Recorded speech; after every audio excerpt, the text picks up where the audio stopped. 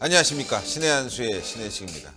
큰일이 터졌습니다. 미국 조야에서는 한미 동맹이 급작스럽게 비극적인 결말을 맞이할 것이다. 이야, 주한미군 철수를 얘기하는 것 같습니다. 미국에서는 지금 주한미군 철수 논의가 지금 상당히 진전되고 있는 것 같습니다. 이와 관련해서 전옥현 전 국정원 제1차장님 모셨습니다. 안녕하십니까. 안녕하십니까. 깜짝 놀랐어요. 비극적인 결말을 맞이할 거다. 급작스럽게 이런 일이 발생할 수 있다. 뭐 다 한미동맹이라는 게 주한미군 철수와 연관돼 있다 보니까요. 네. 그렇습니다. 이제 한미동맹의 핵심은 바로 이제 군사적인 측면에서 본다면은 주한미군이 직접 우리 한국 땅에 소재하면서 북한의 그런 남침 도발을 즉각 응징할 수 있는, 격퇴할 수 있는 그런 전략을 수행하는 그 일선 부대 아닙니까? 그러면 왜 갑자기 이렇게 주한미군 철수 문제라든가 이 훈련 중단 문제가 나왔냐? 이게 이제 지난번 1차 미북 정상회담 때 끝나자마자 트럼프 대통령이 이제 한미훈련 이제 중단한다, 유예한다, 이렇게 발표를 해버렸어요. 그리고 실제로 작년부터 이제 훈련이 제대로 잘 안 되고 있고, 올해도 그 연장선상에 있거든요. 이러다 보니까 과연 트럼프가 앞으로 이제 2차 이게 미북 정상회담이 이제 언제 열릴지 모르는데, 네. 이제 2차 정상회담에서 이제 과연 주한미군 문제가 어떻게 다뤄질 것인지, 이런 데 대한 관심이 굉장히 크고 있고요. 그리고 이제 또 하나 또 변수는 뭐냐면 김정은이가 이번 신년사에서 뭐라고 돼 있냐면 한미 훈련 하지 말라 돼 있거든요. 네. 한미 훈련 하지 말라고는 주한미군 있으나 마나 주한미군 빼라는 얘기가 똑같아요. 그죠? 예. 아니 훈련을 하면서 그 북한에 대한 도발을 이렇게 격퇴시킬 수 있는 방어 능력을 키우는 게 주한미군의 기본 임무잖아요. 그렇죠. 근데 훈련을 하지 말라니까 주한미군 없애라는 건 똑같잖아요. 이런 문제가 나오고 있는 것이고, 또 하나 세 번째 요인 중에 하나는 지금 방위비 협상이 지금 완전히 지금 다시 원점으로 돌아간 것 같아요. 결렬 수준이죠. 네, 결렬. 왜냐하면 지난해 1년 내내 10번이나 회의를 했는데 조금도 진도가 못 나간 것 같아요. 결국 총액도 다시 시작해야 되고, 또 지금까지는 이제 협상 기한이 5년 단위로 돼 있었거든요. 근데 이걸 이제 요즘 언론 나오는 거 보면 1년에 한 번씩 하자. 그러니까 미국이 하고 싶은 대로 매년 올리겠다는 거잖아요. 예.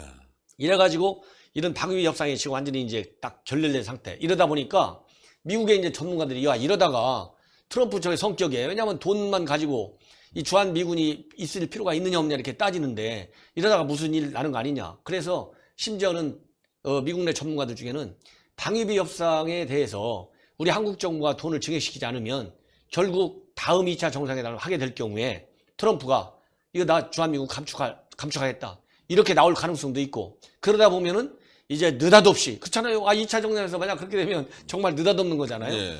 그리고 굉장히 비극적으로 한미 동맹이 끝날 수가 있다, 이런 우려의 목소리가 나오고 있어요. 그렇기 때문에 이런 우려의 목소리를 제가 보기에는 현 정부 당국에서는 그냥 미국 내 전문가가 한 소리지 학술적인 측면에서 얘기한 거 아니겠어, 네. 이렇게 경시해서는 안 되고, 현재 미국 내에서 실질적으로 미국 백악관 국가안보실, 그다음에 미 국방부 안에서 내면적으로만 돌아가는 주한미군의 어떤 역할 지휘 변경 문제가 어느 정도로 심각하게 돌아가는지 정말 한미 공조를 철저히 해야 되겠다. 왜냐하면 그동안에 우리 주한미군 훈련 안 한다 이런 거 잘 몰라가지고, 그잖아요. 예. 그 언론에 나왔어야 우리 국방부 이런 외교부에서 뒤늦게 묻고 이런 경우가 있었거든요. 지금부터는 이제 그래서는 안 되겠다, 이런 생각이 듭니다. 정말 큰일인데요.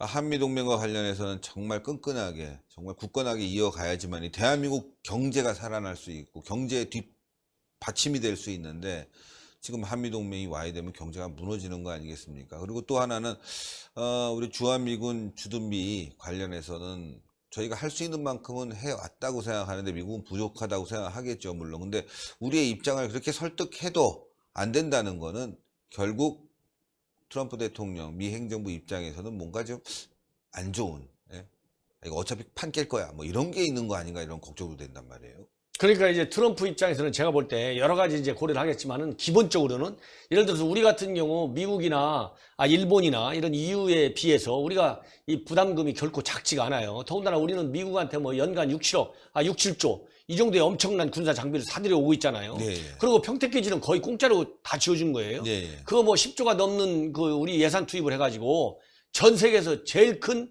미군 기지를 우리가 기증한 거나 마찬가지입니다. 그러니까 이런 거를 트럼프는 지금 전혀 계산하지 않고 그냥 내년도부터 적용되는 주한미군 경비가 얼마냐?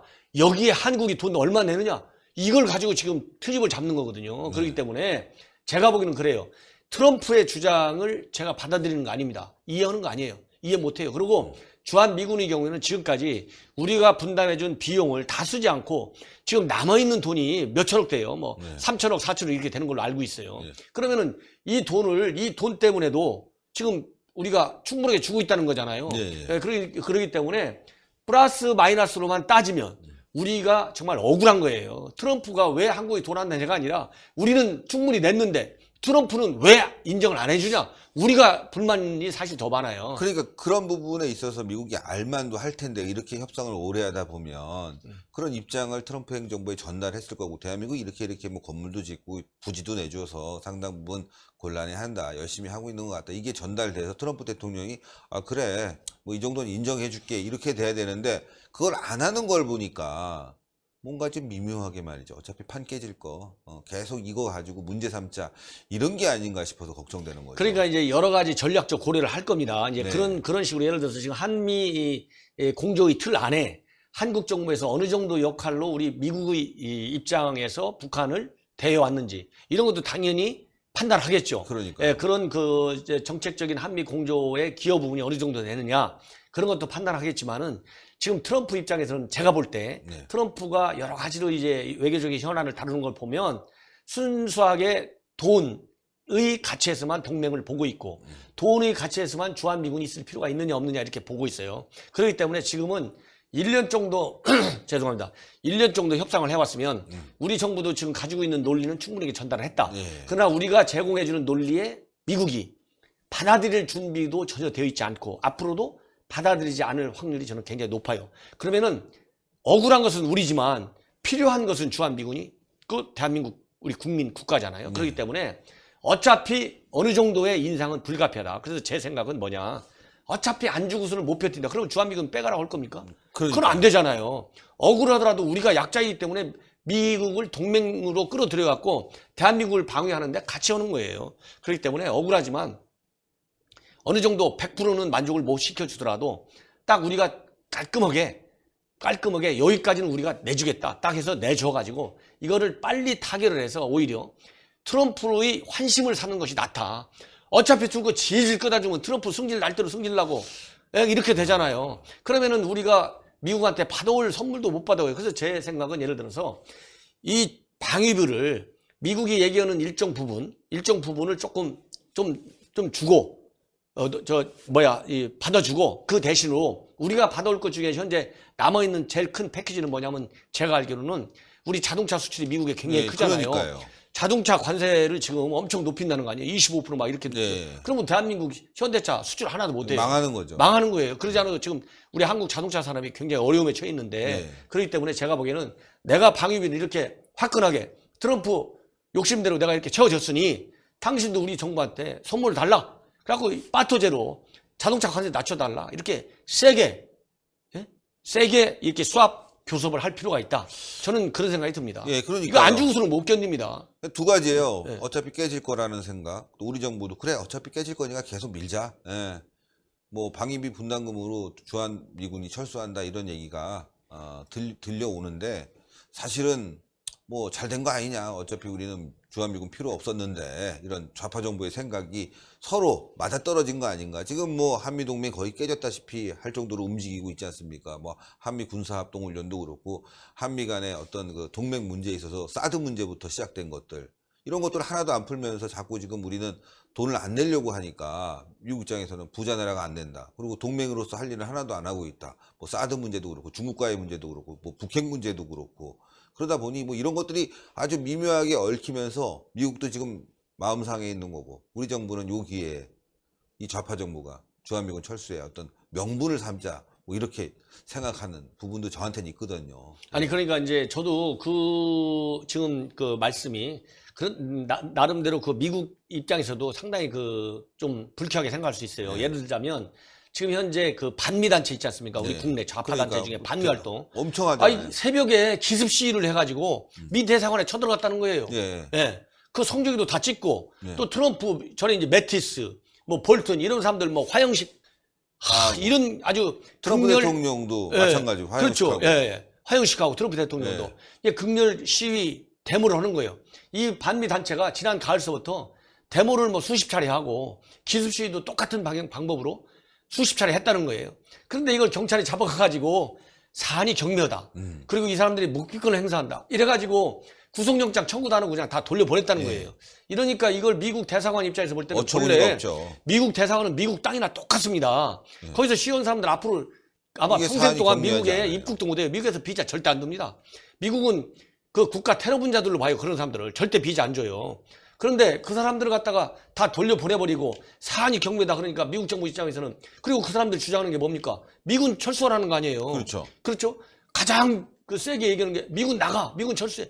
이 주장을 하면서 새벽에 그것도 기습 수위를 하더니 수십 번씩 미국 정부가 얼마나 기가 막히겠어요. 그러니까 그런 괘씸죄도 미국 정부한테 주고 있다, 이런 반미 단체들이. 그래서 미국 정부와 교섭을 하는 것도 굉장히 중요하고 논리도 중요하지만 국내 분위기를 다 잡을 필요가 있다. 예를 들어서 우리 문 대통령에 대해서 미국 내에서, 그죠? 우리 반한 단체가 대통령 화형식을 하고 대학을 찢는다. 그럼 우리 국민들 감정이 얼마나 상하겠어요. 그러니까요. 그리고 우리 국가 공무원들은, 미국 관련 업무를 하는 공무원들은 또 얼마나 기분이 나쁘겠습니까? 그야말로 정말 국가적인 그 자존심이 상할 거 아니에요. 이런 것들도 국가 정책도 아무리 냉정하고 객관적이고 합리적으로 한다고도 감정, 이모션, 이거에 영향을 줍니다. 그런데 그러니까요. 국제 정치에서도 그런 이론이 있어요. 퍼셉션 이론이라고 그래요. 인식. 과연 그 국가의 지도자에 대해서 어떤 인식을 가지고 있느냐, 이것이 외교 정책에 어떤 영향을 주냐, 그런 이론도 다 있습니다. 그렇기 때문에 이런 미국을 관리할 때는, 미국은 동맹국이잖아요. 네. 일반 우호 협력국가 아무리 좋은 뭐 일본, 중국 이런 데하고는 비교가 안 돼. 동맹국가는 자기네 시민을, 자기네 군인을 갖다가 한국을 지키는 데 필요하면 한국군하고 똑같이 전장에서 북한군과 맞서게 해서 생명과 재산을 희생할 수 있는 그런 각오가 돼 있는 나라가 동맹국이에요. 그렇기 때문에 여러 가지 차원에서 미국을 잘 관리할 필요가 있다. 방위비라 해서 방위비만 얘기하고, 북핵 전략에서 북핵만 얘기하고, 이러면은 전반적인 동맹 관리가 안 되는 거예요. 그러니까요. 예, 그런 거를 현 정부가 잘 챙겨나가야 됩니다. 친구 사이에 말이죠. 빈정상하는 일이 있잖아요. 돈 빌려줬는데 친한 사이에는 그냥 야, 그거 나중에 갚아. 너 어려운 거 내가 알고 있잖아. 이렇게 얘기하는데, 이거 뭐 말이죠. 돈은 자기한테 빌려가고 자기가 싫어하는 친구, 진짜 사기꾼들 만나갖고 말이야, 뚝딱뚝딱 놓고 밤에 술 퍼먹고 말이죠, 만나서 막 놀았다는 얘기를 들으면 그 친구 얼마나 기분이 나빠요. 야, 돈 갖고 와. 근데 이자 붙여서 갖고 와야 돼. 나 내일 모레 줘야 되는데. 웃기는 소리 하지 마. 너 어제 저녁에 왜 술 먹었어? 지금 당장 가져와. 뭐 이런 상황 아닌가. 미워 보이는 거죠. 게다가 그 친구 집 앞에 가갖고 시위하고 말이죠. 나쁜 소문 퍼뜨리고. 지금 그런 꼴이 돼버렸어요. 돈 안 들이고도 풀 수 있는 일을 돈을 들여가면서 풀고, 결국은 대한민국 경제 폭삭 망하는 길로 지금 문재인 정부가 끌고 가고 있다. 저는 그렇게 보고 있습니다. 네. 그래서 이게 한미 동맹은 단순하게 군사 외교적인 그런 측면의 동맹이 아니고, 지금 아주 좋은 지적인데요. 이 항상 우리가 경제 안보가 위험하면 코리아 디스카운트 이런 얘기 하잖아요. 예. 항상 북한의 위협 때문에 코리아 디스카운트 항상 깔려 있어요. 이 코리아 디스카운트를 더 이상 빠지지 않게 막아주는 게 사실은 보이지 않든 보이든 간에 주한 미군의 역할 중에 큰 하나다. 그렇기 때문에 주한 미군이 지금 이제 뭐 북한이 비핵화한다는데, 뭐 공격 안 한다는데, 군사적 긴장 낮추는다는데, 이렇게 정말 그 망상에 사로잡혀가지고 주한 미군의 의미, 이거를 낮게 봐서는 정말 절대 큰 안 코 되죠. 다친다. 예. 네. 이럴 때일수록 협상할 때 협상이 성공하려면, 협상이 성공한다는 얘기는 우리의 협상 전략, 우리의 협상 목표를 달성한다는 거 아니겠어요? 네. 그러려면 막강한 힘의 지원을 받지 않으면 안 되는 거예요. 예, 그래서 정말 주한미군, 한미 동맹 관리는 철저를 기해야 된다. 이렇게 협상이 진행되면 진행될수록 최종적인 협상 목표가 달성될 때까지 한미 동맹에서 정말 빈틈이 하나도 없이 관리해 나가야 된다. 이걸 제가 강조하고 싶어요. 예. 아이고, 너무너무 감사드립니다. 한미 동맹 잘 돼야 되는데, 그게 바로 경제인데 무너지면 뭐 대한민국 없어지는 거나 똑같은 건데 말이죠. 이 정부가 모르고 있다는 게 너무 한심하고 답답하고 열받습니다. 하여튼 늘 이렇게 신의 한 수에 나와서 좋은 말씀 해주시는 우리 전옥현 제1차장님, 국정원 제1차장님, 예. 그리고 서초구 갑 당협위원장. 감사합니다. 예. 하여튼 잘 되셔서 내년에는 꼭 국회에 입성하시기를 저희가 정말 진심으로 바라고 있습니다. 대단히 감사합니다. 네. 감사합니다.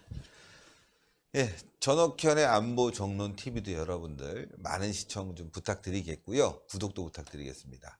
자, 여러분들 요즘 유튜브가 대세입니다. 예, 구독하는 거 돈 들어가는 게 아니에요. 동그랗게 올라가는 거. 그냥 누르시기만 하고 구독해 주시면 됩니다. 그리고 추천 버튼 꼭 눌러 주시고요. 댓글로 응원해 주십시오. 다 동그랗게 올라가는 구독 버튼 꼭 눌러 주십시오. 대단히 감사합니다. 아유, 많이 수고했어요. 감사합니다.